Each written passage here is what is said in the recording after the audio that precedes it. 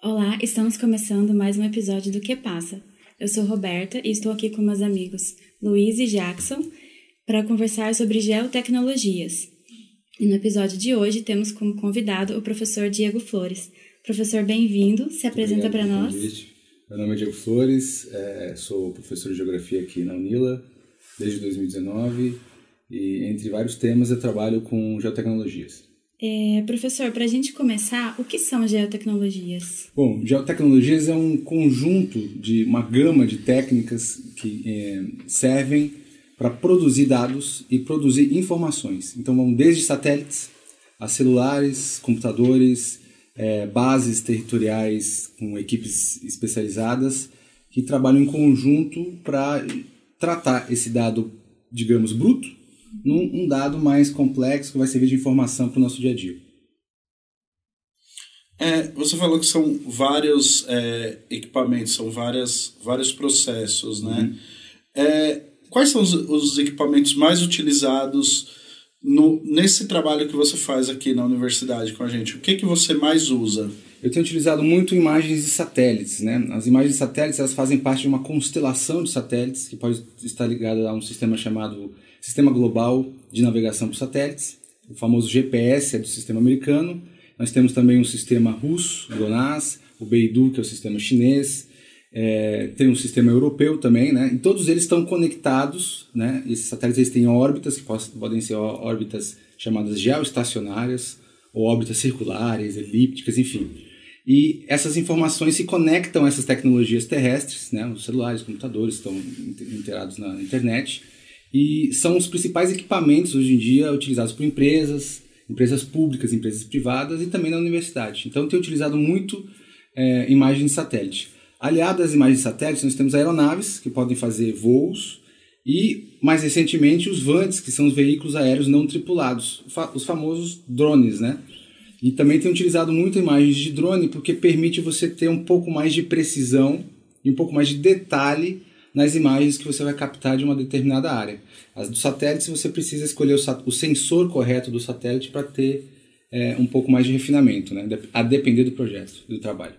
Professor, e no dia a dia, onde que a gente pode achar geotecnologia? Como que as pessoas podem se utilizar dessa No dia a dia a gente tem inúmeros casos aí, desde o delivery, que você pede uma comida, ali você tem um sistema de informação, um sistema de banco de dados geográfico, nós chamamos, ligado a um sistema de informação na internet, que permite você fazer lá a solicitação no celular, vai para uma central, essa central está conectada a esse sistema de satélites, e aí o seu pedido, você pode acompanhar o seu pedido em tempo real e saber em que momento ele vai chegar na sua casa. Então, acompanhamento, monitoramento de entregas, monitoramento de vegetação, de queimadas, monitoramento de safra. Se você faz uma compra numa empresa em um outro país, você também consegue ver em que tempo mais ou menos essa entrega vai chegar na sua casa, né? Esse produto vai chegar na sua casa. Então tem muitos exemplos onde essas geotecnologias estão presentes no nosso dia a dia. Citei alguns aqui só. E, professor, se a gente pensar nos desastres ambientais, é possível prevenir esse tipo de situação com a geotecnologia? Sim, elas permitem, em primeiro momento, você conhecer. Então, saber do que se trata aquela área, né? Se tem um tipo de vegetação, qual é o tipo de bioma, se há uma poluição específica no rio que você esteja analisando. Depois permite você fazer a fiscalização. Então vai ser uma base de dados importantes para um órgão fiscalizador poder tomar uma decisão de ir até a região ou não. Pensar na Amazônia, que é um mundo inteiro, né? Então você tem uma equipe de terra que está monitorando aquilo via geoprocessamento, né? Via um SIG, Sistema de Informação Geográfico, vai saber o momento exato de agir com uma equipe de solo para poder autuar alguém, enfim, né? Fazer algum tipo de ação de fiscalização, repreensão, etc. Então é um exemplo, né? Onde pode ser aplicado na área ambiental. Professor, e essas informações, elas chegam em tempo real para a pessoa, para as empresas, no caso? Em alguns casos, sim. Vocês têm já sistemas, nós chamamos de sistemas de informação ligados a banco de dados, onde há uma sequência de infraestrutura que permite você ter um delay menor e você ter essa informação quase que em tempo real. Então, há situações em que você consegue ter esse tipo de dado, sim. Obviamente que não são todas as situações, porque demandam um investimento muito grande em equipe, estrutura, para você manter isso ao longo de um tempo, né? Normalmente está ligado muito ao setor militar, enfim, né? Certo. Eu estava pesquisando, né, sobre geotecnologias e eu me deparei com o conceito de informação espacial. O que é isso, informação espacial, e onde que a gente usa isso? A informação espacial é qualquer informação, pode ser, a gente fala alfanumérico, pode ser uma palavra, pode ser um número, palavras com número, códigos com números, onde você vai atribuir uma posição geográfica. Então, um objeto na superfície terrestre é um objeto que tem uma localização geográfica, então latitude e longitude. E aí a gente consegue conectar essa posição a uma característica desse objeto, chamamos de atributos. Então, num sistema de informação geográfica, um programa de software, né, um software, você consegue fazer essa conexão e esse dado que está solto, não tem um sentido, ele passa a ter um sentido quando você trata ele, faz uma análise sobre ele passa a ser uma informação espacial. Né? Então ele passa a ter pelo menos 3 características, né? Vizinhança, que é quais são os outros objetos ao redor dele, qual é o significado de cada objeto, distância, posição, né? Está acima dele, perto dele, norte, sul, leste, oeste. Então nós chamamos de noções topológicas. Então um dado que não fazia sentido passa a fazer sentido, então é chamado de informação espacial. Aí ele vai ser tratado via assessoramento remoto, geoprocessamento, enfim. É basicamente como aqueles marcos que a gente vê, aqueles marcos geográficos. Quem costuma andar pela zona rural vê uns marcos geográficos, né? Está dentro dos sistemas geodésicos, né? Que você pode tirar a altura dali, né? E saber um posicionamento através de um equipamento específico. E aí você tem aquele dado daquela posição e pode relacionar com outras posições já conhecidas ou não conhecidas. Serve de referência. Eu só tirei uma dúvida, você estava falando das questões da geotecnologia, do GPS, tem um russo, tem um chinês. Eu queria saber, esse controle é de quem? É de cada país? Cada país ou organização. Tem empresas privadas já que fazem também? Sim, tem. Tem satélites que são privados, muitos inclusive. E, obviamente, essas empresas estão ligadas aos Estados-nações, né? Os Estados Unidos. Os países ricos normalmente são os que controlam esses satélites, em grande maioria. Apesar que tem a Índia e a China também que fazem parte disso. E normalmente as empresas privadas têm algum tipo de acordo também com, normalmente, os sistemas militares, né, de cada estado, país, mas isso é mais comum hoje em dia, né? Exemplo, o empresário americano, o Elon Musk, que tem aí uma constelação de satélites e N projetos para tornar isso uma coisa mais comum e até em alturas menores do que a gente conhece, que são alturas mais orbitais, né? O Brasil não tem nenhum. Já teve projetos associados ao INPE, né? E isso se perdeu um pouco em função aí das conturbações políticas das últimas décadas, né? E aí a gente ficou um pouco para trás nesse contexto. Mas ainda há muito projeto para ser colocado em prática. Acredito que futuramente isso é questão de Estado, de segurança nacional, não, e também de negócios, né? É importante que o país se coloque perto ou próximo de quem está fazendo lá digamos, a ciência de fronteira, assim, né? Você falou do GPS, né? Esse GPS que a gente usa no celular, tudo, ele é o sistema americano. Sim, tá ligado ao sistema americano. Se por acaso... Navistar, o nome mais específico. O governo americano resolver desligar esse sistema, algum motivo ele desliga esse sistema, a gente fica sem GPS ou migra para um sistema russo ou um sistema chinês? Normalmente, quando o GNSS, que é o Sistema de Navegação Global, ele já, hoje em dia, né, você tem toda uma constelação desses satélites, então supondo que, nesse caso, o sistema GPS deixe de funcionar, você teria um suporte dos outros satélites, das outras constelações. É muito difícil isso acontecer porque muitos negócios estão atrelados ao sistema GPS. O que há um controle maior do governo americano em relação ao sistema deles, que eles criaram, foram os primeiros, e aí algumas informações não são disponibilizadas em âmbito civil, né? Então isso é um pequeno diferencial em relação a alguns outros sistemas que são mais conhecidos. Não quer dizer que esses sistemas também não tenham lá uma área de segurança nacional, enfim, que informações não sejam disponibilizadas. Mas é mais conhecido o sistema americano esse controle maior, né, da sua constelação. Dessa questão de segurança, então no GPS tem uma área. Se eu ver ele do lado da parte russa, eu consigo ver essa área? Não, normalmente em trabalho de topografia você utiliza toda a constelação. Então você tem lá um aparelho, uma estação total ou um RTK, que são aparelhos específicos, né? Você está tentando captar lá os satélites, aí você tem, na posição que você se encontra, tem mais fácil lá a constelação russa, né? Ou a chinesa. Então você capta aquele sinal ali. Numa outra posição você tem lá a constelação do GPS, aí você capta aquele sinal.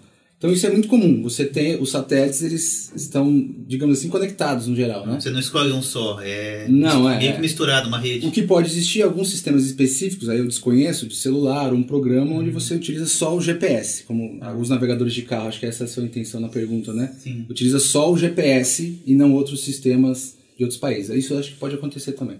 Certo. Mudando um pouco de assunto, eu queria saber o que é sensoriamento remoto. Sensoriamento remoto é uma área onde você utiliza os satélites, pode ser geoestacionário ou orbital, aí depende da característica. E a ideia é você adquirir uma informação, um dado de algum objeto da superfície terrestre sem tocar nele, digamos assim. Você consegue pegar esse dado através da radiação eletromagnética, o famoso REM. Então, a luz solar incide sobre os objetos e aí ela pode ser refletida ou irradiada, porque essa energia ela entra em contato com os objetos, tem uma interação. Alguns satélites conseguem captar essa irradiação e essa informação numa certa frequência de onda vai para várias bases terrestres e ela é recodificada e transformada numa imagem. Outros satélites conseguem emitir a própria radiação, né? Então tem um sistema chamado LIDAR que faz isso. E aí você consegue gerar imagens de diferentes tipos, com diferentes resoluções espaciais, espectrais, etc. E para uma infinidade de produtos. Então o sensoriamento remoto seria mais ou menos isso. Você ter uma constelação de satélites que capta a energia eletromagnética, emite esse sinal para bases, isso é tratado e vira uma imagem, ou várias imagens, né? Professor, o senhor comentou sobre geoprocessamento. O que é exatamente isso? O geoprocessamento seria uma etapa seguinte, onde você vai tratar esse dado, por exemplo, captado pelo sensor de um satélite, vai analisar esse dado de uma forma complexa, utilizando algoritmos, estatística, enfim, e pode se transformar numa informação espacial. E aí essa informação espacial numa informação útil para o nosso dia a dia, né? Então, sei lá, alguém quer saber o quanto de nutrientes tem numa colheita, uma safra aí, né? Então pode utilizar um drone ou uma imagem de satélite, né, onde os dados produzidos vão ser, digamos, tratados e analisados. Eu tenho uma imagem que eu queria até mostrar aqui de um exemplo, não sei se dá para... Aqui, ó. Esse trabalho a gente está desenvolvendo aqui, tem um grupo de pesquisa nosso de mobilidade e energia, faz parte eu, o professor Noé, o professor Ricardo Hartmann, Noé Flores, né? E é uma imagem de Vant, de um drone, né? Esse drone que está aqui na nossa mesa. A ideia aqui é captar o que o professor Noé chama de patologia dos asfaltos, ou seja, avarias, problemas, buracos, enfim, né? Então eu subi o drone numa determinada altura, se não me engano foi 20 metros, e eu queria enxergar essas fissuras aqui, né? Então a gente fez um levantamento de algumas ruas na cidade. O professor Noé tem, digamos assim, um inventário, que ele queria criar um inventário a todos os tipos de avarias possíveis, a gente vai poder identificar. Aí a gente faz um banco de dados, de informação, e depois disponibilizar essa informação, não só através de artigos, mas, quem sabe, de uma forma na internet, ou que possa ser utilizada por um gestor público, se ele quiser, ou tem empresas privadas, né? Porque, se não me engano, a gente fez uma análise dos departamentos estadual e federal, ainda era uma observação ainda em loco. Você ia lá, de tempos em tempos, observava os trechos, fazia algum levantamento um pouco mais manual, mesmo que tivesse um software, mas com um Vant, né, por exemplo, você faz isso de uma forma mais rápida, com trechos maiores, ou até aeronaves que conseguem sobrevoar áreas maiores. E aí a ideia é fazer aqui um inventário, um meio que seja um pouco mais rápido para resolver problemas de cidade, que é, por exemplo, o asfalto, né? Aí depois classificar isso, a gente vai tentar classificar de uma forma adequada, né? Um visual um pouco melhor para identificar um tipo de buraco específico. A gente comparou e depois isso trabalha no geoprocessamento. Isso aqui é uma imagem de um programa que eu jogo as imagens lá e tento alinhar elas, acertar, digamos, a pontaria, com a precisão lá com os aparelhos que eu comentei, e gerar aí modelos 3D, ou ortomosaicos, que nós chamamos, para poder ter um pouquinho mais de precisão na hora de identificar as patologias, né? Então esse aqui é um exemplo de aplicação onde tem a aquisição da imagem, sensoramento remoto, tratamento da informação, análise, geoprocessamento e transformação numa informação espacial útil, né, para a cidade, município, estado, enfim, né? Que é criar uma metodologia para ser utilizada em qualquer lugar. Professor, aqui em Foz, alguns anos atrás, uns 10 anos mais ou menos, o geoprocessamento ficou bastante conhecido, porque a prefeitura contratou uma empresa e aumentou o IPTU da cidade inteira, o que gerou bastante revolta e muita gente até ficou meio chateado com o geoprocessamento. Sim, eu sinto isso quando eu subo o drone em algum lugar assim, o pessoal já fica meio estranho. E eu queria saber o que o geoprocessamento pode ajudar nas políticas públicas, além de aumentar o nosso IPTU. Não, os benefícios são maiores, porque você consegue otimizar todo um sistema de trabalho numa empresa, privada ou pública, tornar isso tudo mais rápido, né? Então, imagens como essa eu faço às vezes, se eu não erro muito, eu consigo fazer em poucas horas, até dependendo da máquina que eu tenho, 1 hora, 2 horas, eu faço todo um trabalho de dias de levantamento de imagens, né?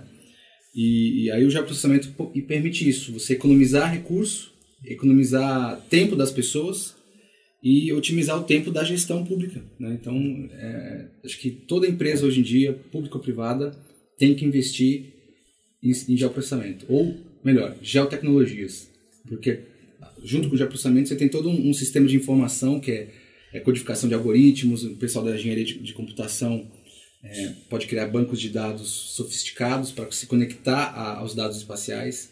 Então, chegou ao ponto de ser estratégico você ter na sua empresa equipes que trabalham com informação geográfica. Eu falo para os alunos que a geografia não sai de moda. O mundo muda, só que a gente se adapta a como o mundo está mudando, porque a gente consegue sempre se encaixar em alguma coisa. Então esse trabalho antes, quando era feito, era muito mais difícil. Então. Muito mais difícil, porque os voos eram muito mais altos, de uma menor qualidade, digamos assim, né? E poucas empresas faziam.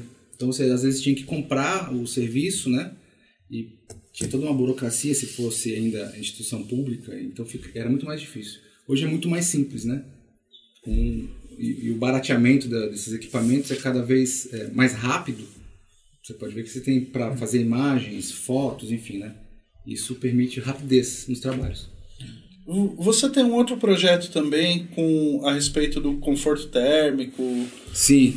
E qual que foi... Eu queria que você explicasse esse projeto pra gente e você falasse qual a importância das geotecnologias nesse projeto e como ele pode ajudar a gente. Então, nesse caso aqui, nós fizemos um mapeamento através de um índice de vegetação, chamado NDVI, e também conseguimos aplicar uma metodologia para estimar em datas específicas a temperatura naquele dia, né, utilizando um tipo de satélite, alguns sensores e alguns satélites, para fazer uma comparação e tentar estabelecer uma metodologia. Por quê? Num trabalho desse, você precisa de muito tempo de análise, né? Então, às vezes, anos para você fazer uma estimativa de como é a temperatura naquela localidade.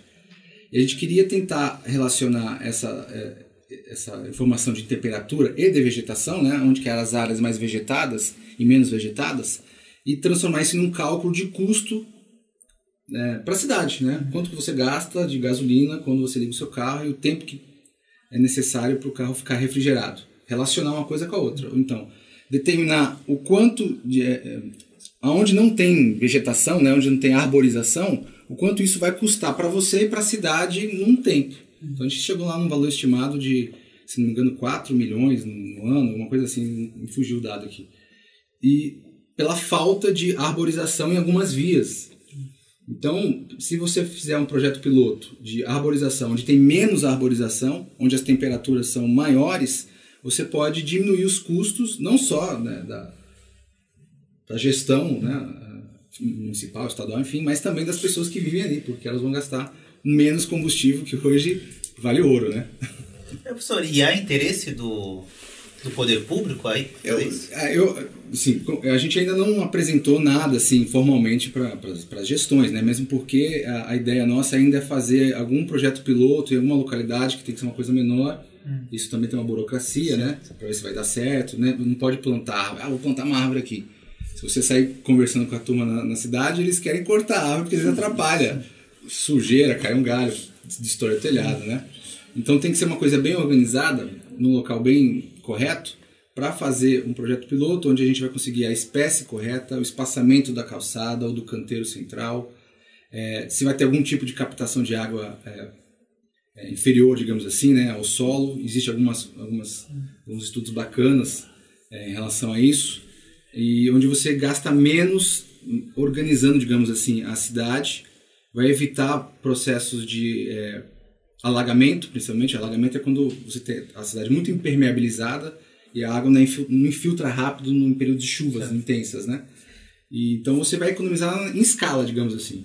Então um projeto desse, uma vez bem finalizado, organizado, com um projeto piloto consolidado, pode permitir a gente apresentar aí para gestões municipais, falar assim, olha, se fizer mais ou menos isso vai dar certo.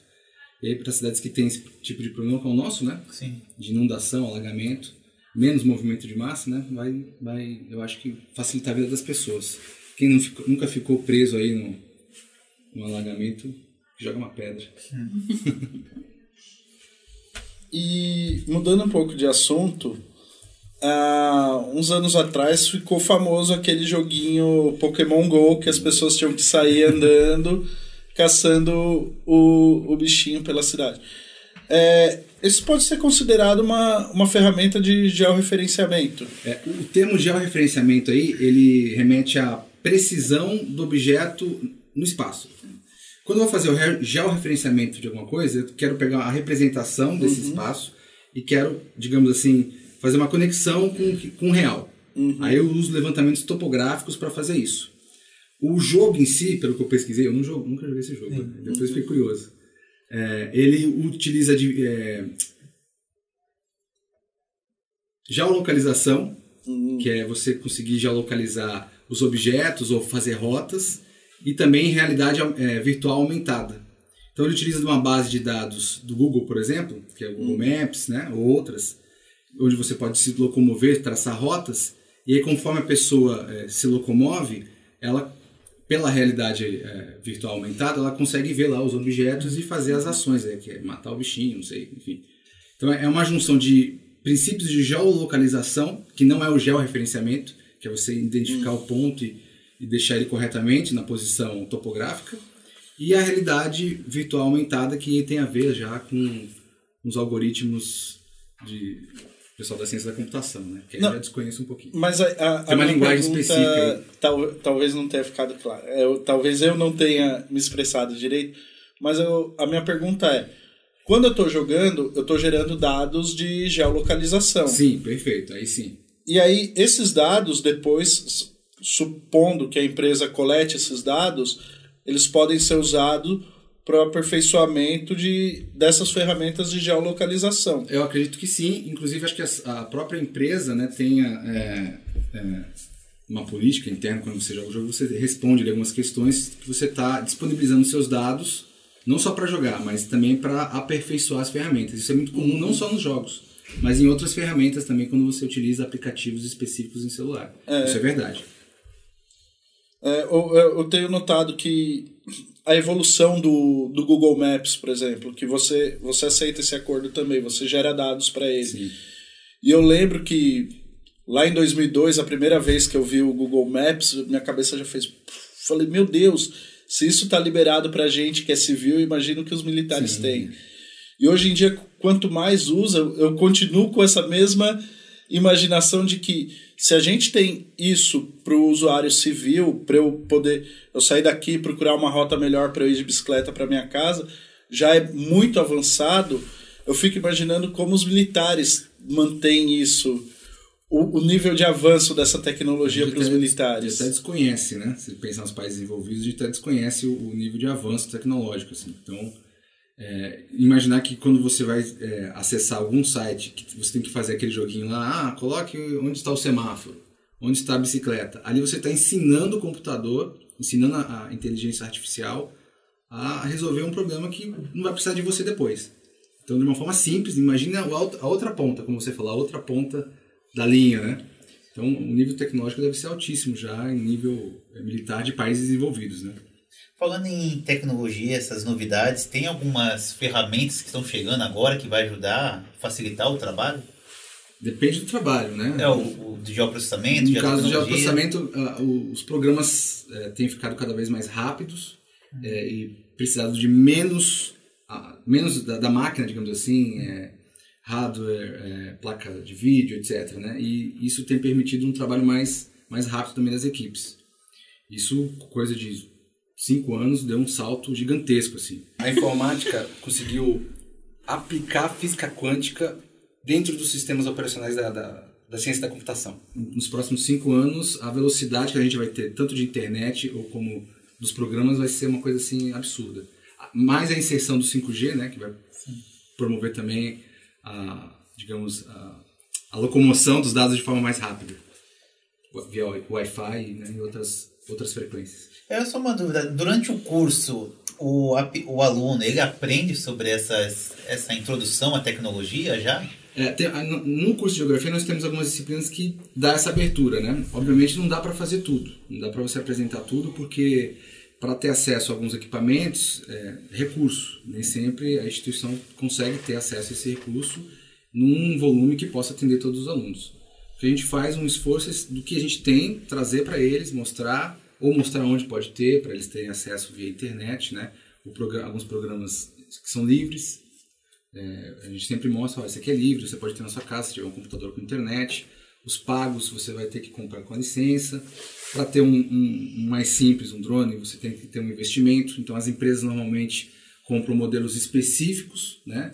Até emitem cursos para você fazer o curso antes, para depois trabalhar na empresa ou outra empresa.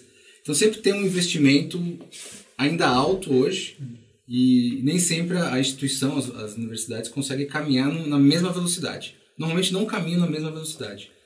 Então tem que fazer um esforço maior ainda aí para conseguir. E ainda na área da educação, esse assunto, eu digo nas escolas, não só na universidade, ela acaba transformando a geografia em uma outra disciplina, né? Existem projetos desse tipo? Bom você falar isso. Nós temos aqui com o professor Ricardo Hartmann um projeto de biogás, fazer um biodigestor numa escola piloto aqui na escola Gustavo Dobrandino, aqui em Foz. E aí o biodigestor já está meio que funcionando já, né? E acoplado ao biodigestor a gente quer fazer um aplicativo e dentro desse aplicativo ter algum algoritmo, alguma codificação que permita, por exemplo, o aluno, vamos supor que a escola é um entreposto dos resíduos, aí tem que levar esse resíduo para um aterro sanitário. Isso é tudo hipotético, né? Tem regras para fazer isso também, regras ambientais. Mas aí o aluno consegue, com um aplicativo, inserir lá alguns dados e estimar mais ou menos por geolocalização a rota, o tempo, o gasto do caminhão, quantos caminhões seriam necessários para levar aquele resíduo para outro ponto. Ou receber um resíduo para ser digerido, digamos assim, ali no biodigestor. Então a gente está tentando fazer essa junção da parte, digamos, de engenharia química com a parte de geografia e ter um ganho de ensino que possa ser mostrado no ensino público, né, uma escola estadual. É um exemplo, né? E isso deixa a aula muito mais interessante. Até o Google Maps, quando a gente abre o Google Maps, ou o Google Earth Pro, que é uma versão um pouquinho mais sofisticada, dentro da sala de aula, o aluno já falou, dá para fazer essa ferramenta? Dá. E trabalhos técnicos, às vezes você utiliza esses recursos que são mais livres e fazem parte de documentos oficiais. Porque até minha lembrança de geografia é bastante nas aulas, é muito questão de divisas, fronteiras, relevos. Não sabia que tinha tanta área dentro da geografia. E você inclui o geoprocessamento nisso que você disse. Eu, quando dou aula de relevo esse semestre todo ano, eu levo o SIG, levo o sensoramento remoto, levo o geoprocessamento para a sala de aula para o aluno conseguir fazer um mapa daquilo que eu estou falando em parte teórica. Então tem essa classificação do relevo. Como que a gente vai fazer um mapa dessa classificação do relevo? Traz a camada. O que é uma camada? É um vetor, é um arquivo raster, que é uma imagem em pixels. Aí dá para mostrar ele, quando eles fazem o primeiro layout, assim, que é o mapa. Meu Deus, desce até uma lágrima, assim. Eu fico imaginando que é justamente isso que o Jackson falou, né? é uma quebra de paradigma, porque a gente está acostumado a pensar a geografia como isso, no colégio desenhando mapinha colorido, vendo foto do relevo ou uma ilustração do relevo no livro, e aí a gente vê que hoje em dia está muito mais tecnológica, a geografia já é muito mais tecnológica, né? Sim, e dá para abrir em celulares, né? Tem, a gente fala web maps, né? Web mapas, que você consegue abrir de uma forma leve, sem ficar muito pesado no celular. Então tem plataformas que permitem isso também. E aí dá para fazer um incremento na aula. Obviamente algumas escolas precisam de uma infraestrutura mínima, né? Um laboratório de informática com acesso à internet para abrir um programa ou outro e deixar a aula mais interessante. Falando em deixar a aula mais interessante, qual que é o diferencial do curso de Geografia da UNILA para os outros? Bom, acho que o primeiro aspecto é que a gente trata da nossa região, né? Então nós temos muitas disciplinas que estão voltadas para a nossa região, que eu falo região América do Sul e Caribe, né? E essa junção de culturas, que temos alunos estrangeiros, junto com os alunos aqui do Brasil, né? Isso em sala de aula já é um fator diferencial, assim, já dá uma outra conotação. Até para montar a aula você tem que trazer exemplos que não são só locais, né? Isso já é um ganho. E eu acho que esse é o diferencial. No nosso curso de Geografia aqui, que eu achei bacana, eu acho ele enxuto, digamos assim. Enxuto no sentido de ele ser direto em alguns temas, né? Sempre há espaço para mudar, obviamente. E isso permite o aluno, quando ele está bem organizado, não vou falar rapidez, mas ele consegue fazer num tempo viável o seu curso, sair minimamente bem informado para ir para o mercado de trabalho. Eu acho que essa junção de fatores em relação a outros cursos que eu já passei, que às vezes são cursos inchados, com muitas disciplinas, o aluno tem que puxar muita disciplina, isso é tempo para a instituição, né? E tempo para o aluno. E você quer esse aluno também no mercado de trabalho para ele levar o nome da universidade, né? Que ele aprende ali para o mercado de trabalho. Então, acho que são diferenciais interessantes. Mas, como eu disse, sempre tem espaço para a gente mudar um pouco. Eu tenho várias sugestões, mas a gente faz isso internamente. Professor, tem mais alguma página que o senhor gostaria de mostrar? Eu queria... Aqui antes. Ele é da Agência Pública e da CPT, né? Comissão Pastoral da Terra. E eles fizeram para a Amazônia Legal, fizeram um levantamento de mais de décadas, assim, e agora disponibilizaram todos os dados e está numa plataforma web. Você consegue ver lá os temas, né? Fogo, violência, desmatamento da Amazônia Legal, de uma forma muito precisa, baixar esses dados, se você quiser, para trabalhar e tratar esses dados, e gerar informação útil, né? Informação espacial. Mas esses dados não são em tempo real, né? Nesse caso, um levantamento. É um levantamento, mas eles estão atualizando. E tem um outro site também, que é o Map Biomas, eu sempre falo dele, ele está carregando aqui, que também tem muita informação que está sendo gerada diariamente, que aí trabalha principalmente com sensoramento remoto, né? E aí você pode ter dados temporais, como comentei anteriormente. Você conseguir ver o desmatamento de 1985 comparar até o tempo atual. Certo. Ou o volume de água, né, nos rios de uma determinada data até o tempo atual. Então o Map Biomas tem essa possibilidade, está sendo assim muito utilizado para quem é da comunidade. Você está sempre escutando falar, tem no Map Biomas? Tem, então baixa a camada. Então é uma referência, que é um conjunto de cientistas, empresas mais preocupadas, ONGs, com a questão ambiental, se juntaram e criaram uma plataforma tecnológica de produção de informação espacial para ser disponibilizada para todo mundo. Então, é gratuito. Sabe dizer quando começou essas coletas, tipo desmatamento da Amazônia? Depende do avanço também dos sensores nos satélites. Então, quando isso vai ser dos anos 60 para cá, digamos assim, para ter um início, né, em termos de Brasil. Então, você vai ver que os dados nossos vão surgir ali na década de 70, que tem um projeto chamado Radam Brasil, que vai magiar o Brasil inteiro, em termos de relevo e recursos naturais, desculpe. E aí começa com a sofisticação dos sensores dos satélites e do geoprocessamento, de todo um aparato técnico, aí até chegar no tempo atual. Então, se eu fosse dizer um marco assim, anos 60, 70 para cá, é que começa uma organização, uma sistematização desses dados.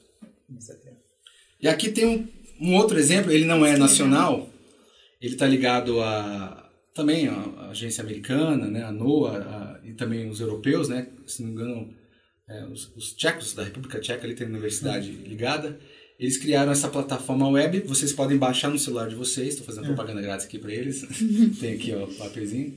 E é gratuito. Também, é gratuito, né? Eu nunca paguei nada aqui, pelo menos. E ali naquela aba à esquerda ali tem algumas opções, você pode ver temperatura, precipitação, radar, né? Imagem de satélite. O INPE também tem uma plataforma muito boa, tá, gente? Para falar aqui nacional, eu não consegui abrir aqui. Que você pode também consumir dados locais, né, na cidade ou do Brasil inteiro. E também é uma outra opção. Aqui é interessante que você consegue ver essas linhas brancas, você consegue ver os sistemas de produção de massa, de vento. Conforme você muda ali, você consegue ver o horário, né, em horas ou a cada 3 horas, o dia. Agora a gente está vendo em tempo real. Hoje é dia 19, né? Agora que horas são? 3, 4, 5? Vamos ver aqui. 3 horas agora, eu acho. Não, eu só estou perguntando porque isso ali, aquele símbolo ali no meio é um tornado? O ciclone extratropical que passou no Rio Grande do Sul, liberando Santa Catarina, foi para São Paulo, e a massa de ar que foi gerada, né, desse ciclone está na nossa região aqui, então está atuando lá. Se eu mudar ali algumas opções e dar um zoom, a gente consegue ver ali uma paleta de cores. Eu deixei esse zoom dessa forma para vocês verem como é a rotação, tanto no hemisfério norte como no hemisfério sul. Segue algumas regras, né? E visualmente é bacana, né? É bem bonito. Bem bonito. Sim, bem legal. E ele dá zoom mais para dentro? Sim, ou sim. essa é a visão? Deixa eu pegar aqui a nossa região aqui.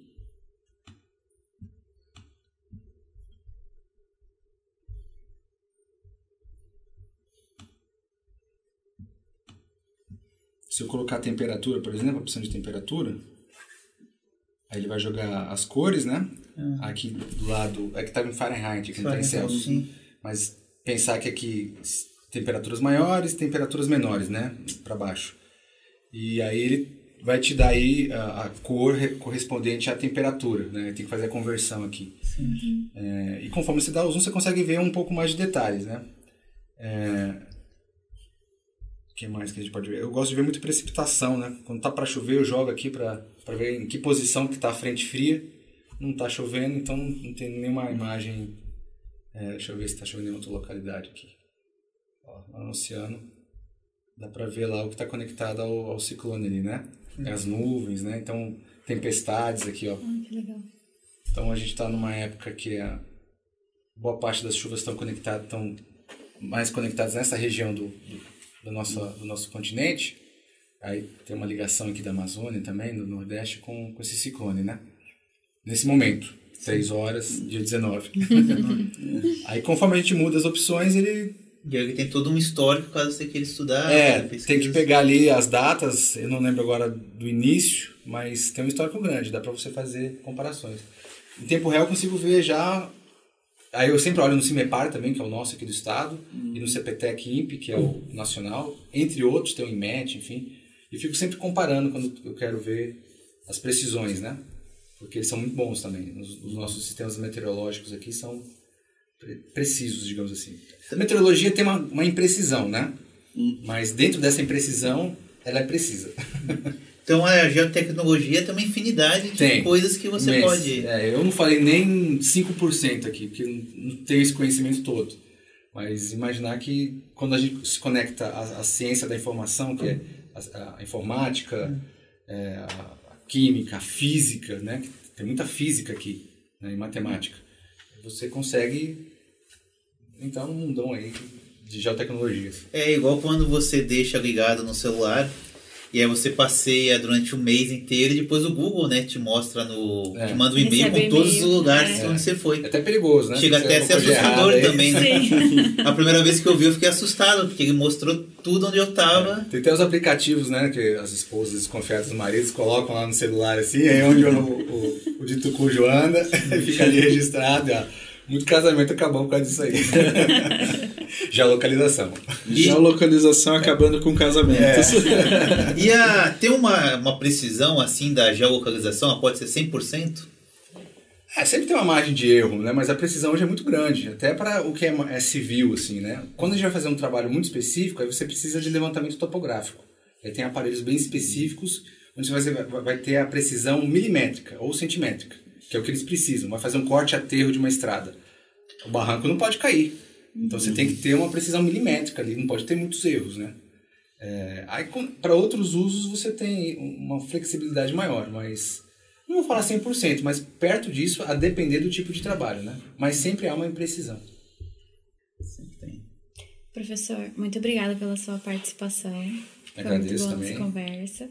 E você que gostou desse nosso papo sobre geotecnologias, deixa o seu like, se inscreve no canal, ativa o sininho e se ficou com dúvida, usa a caixa de comentário embaixo que a gente faz de tudo para responder. Obrigado e até a próxima.